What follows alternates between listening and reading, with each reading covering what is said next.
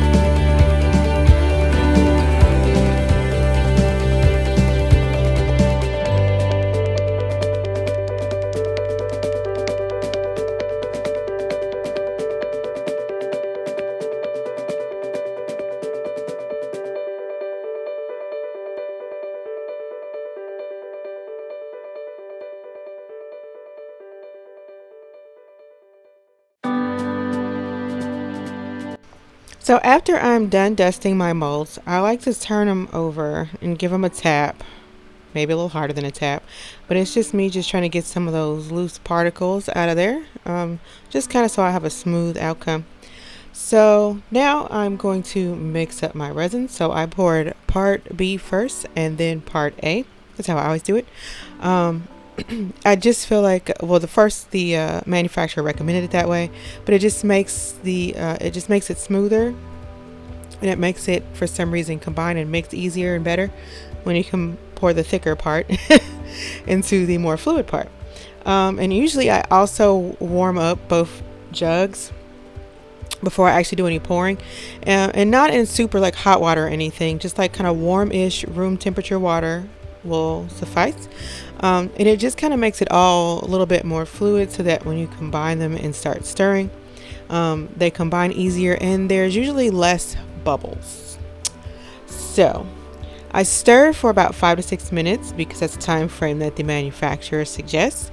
And I scrape the bottoms and the sides periodically as I stir, just to make sure everything is fully incorporated. You don't want half mixed resin. No, you do not.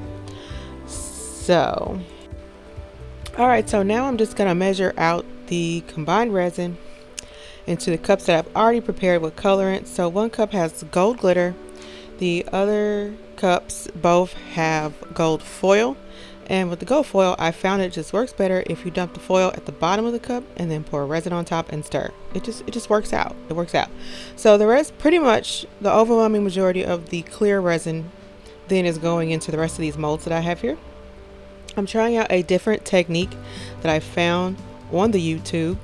I will try to locate said technique and just copy it or add the link in the comments for the people that are watching on YouTube, and so you can just kind of see where I got it from. But what I'm doing is I'm taking alcohol inks and just doing a smidgen of a different thing. So usually with alcohol inks, you take the colors, you dump the color, you know, it's in little bottles that have droplets, so you just put drops of color in your resin as you see fit, the way you would like, and then you take the white alcohol ink and put it on top, and that's what pushes the colors down. So in this case, we're going to do something a little different, and so here I'm just taking the clear glitter and filling up the mold that I brushed earlier with color, and then the other mold I just took two different colors that already had foil in them and just kind of poured them equally in there, this time being very cautious not to overfill each mold as it kind of just ruins the effect. And then what I had left over between all of those colors, I just put into these tea light molds that I swore I would never use again because it took like 30 minutes to get the resin out of them, but you know, I'm a glutton for punishment. I'm gonna try it again. So anywho, I also mixed some extra resin on the side, just a little bit, because the technique that I'm doing with the alcohol ink requires that I mix the white with a little bit of clear resin before I do the technique. So I mixed the white, and you want the clear resin to, well, you want the resin to still be, of course, the thick consistency, but you want it to have a milky white color. I poured way too much white alcohol ink in there the first time, and so I had to add some extra in there, which was also helpful because then the tea light molds needed a little bit more filling too. So I went in and put the color that I wanted into the Hamsa hands, and then I went behind it with the resin that I included the white alcohol ink, and then just kind of drizzled it all throughout the mold and the colors. And then spots where it looked like there was still a lot of clear showing, I went back with some more colorful alcohol ink and added that in, and then I drizzled more white on top of it. So I'm going to do the same technique here with the donuts. Let's just add the colors that I've picked, and then I'm going to take that resin that's already got the white alcohol ink in it, and I'm just going to drizzle it all throughout until the colors are fairly covered with the oh my god, what was I even going to say? With the resin mixed with the white alcohol ink. Okay.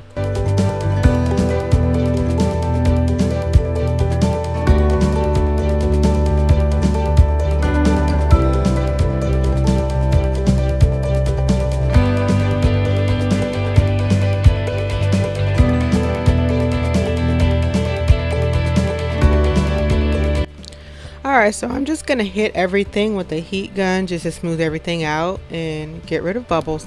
And then in the technique that I watched, he let the resin sit for about an hour. So that's what I've done here. I let it sit for about an hour, and then I came back. He used a needle tool to come in and add swirls. I guess the point of waiting for an hour is that the resin has firmed up some, so the swirls will actually stay. I didn't have a needle. Since I make jewelry, I had like a bunch of earring backs, quite a few that I'm not using anymore. So I just took one of those and like kind of straightened it out, and then I came in and added swirls just as I saw fit. No particular way. I just came in and just swirled here and there until the whole piece just kind of was full of swirls.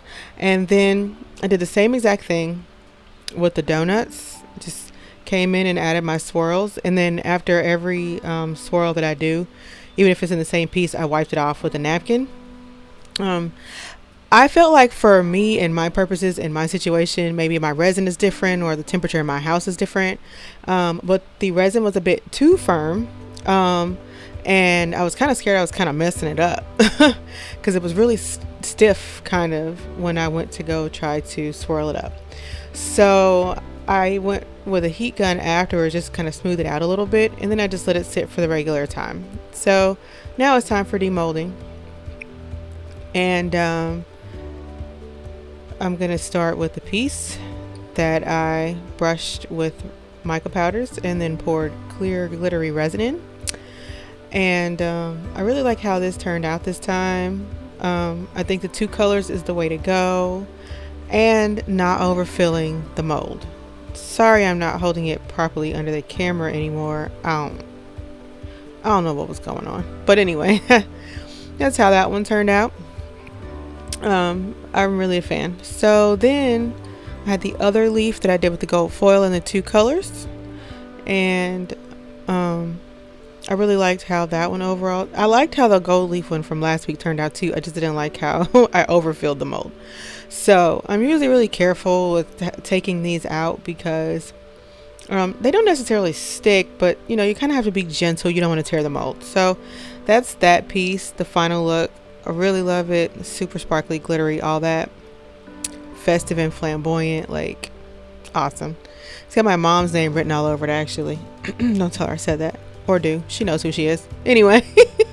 So here's the new technique. Starting off with the donut pieces. So you can see it's like super swirly. And the colors are pretty vibrant. Like the backs of them, you almost can't tell because they all just kind of look dark. But looking at the actual, front of it, it definitely got a lot of color, and I really like the way that the swirls kind of came through on each piece. So I did kind of several different colors, and I did 2 matching for each because I actually want to try to see if these will work as earrings. No, I haven't done it yet. Because with these I actually have to do a little bit of wire work to get a loop on there.